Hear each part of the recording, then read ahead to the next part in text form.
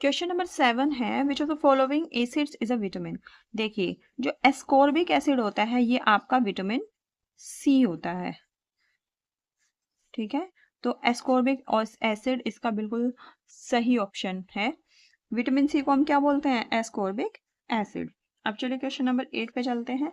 A liquid when kept inside a thermally insulated closed vessel at 25 degree centigrade was mechanically stirred from outside, what will be the correct option for the following thermodynamic parameters? देखिए, अगर thermally insulated है इसका मतलब ना तो आप heat बाहर से ले रहे हैं, ना ही हीट बाहर अंदर से बाहर जा रही है, और ना ही हीट उस थर्मली इंसुलेटेड वेसल में ना तो बाहर से हीट आ रही है, ठीक है, और ना ही अंदर से हीट बाहर जा रही है, बिल्कुल इंसुलेटेड है।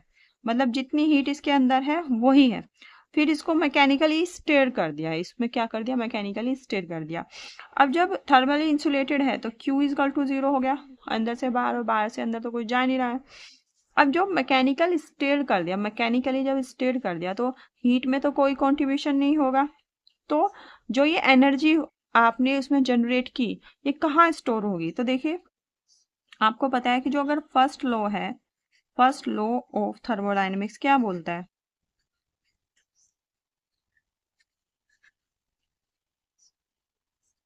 कि जब आप किसी सिस्टम को हीट देते हैं तो उससे उसकी इंटरनल एनर्जी चेंज होती है और कुछ क्या होता है? वर्क डन हो जाता है, ठीक है। तो अब आप देखिए, अब Q तो 0 है क्योंकि थर्मली इंसुलेटेड है, तो Q 0 हुआ, तो ये हुआ W del U equal to हो जाएगा W के बराबर।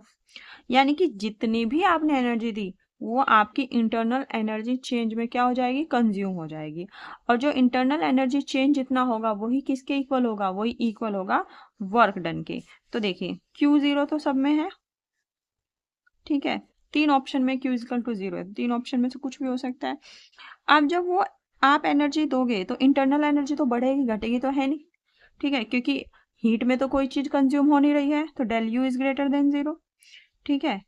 यहाँ पे इस वाले में डेल यू इजकल टू 0 तो बिल्कुल नहीं होगा, ये वाला ऑप्शन खत्म हो जाएगा। और डेल यू लेस देन 0 ऐसा बिल्कुल नहीं होगा कि अंदर का जो सिस्टम है वो अपनी एनर्जी क्या होगा? वो अपनी एनर्जी लूज करेगा, नहीं।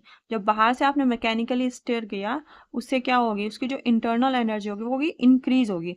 अगर इंटरनल एनर्जी इंक्रीज होगी, क्योंकि वर्क डन भी क्या है? इंटरनल एनर्जी के इक्वल है, तो वर्क डन भी ग्रेटर देन 0 होगा। तो इसका ऑप्शन नंबर ए क्या होगा? आपका करेक्ट होगा।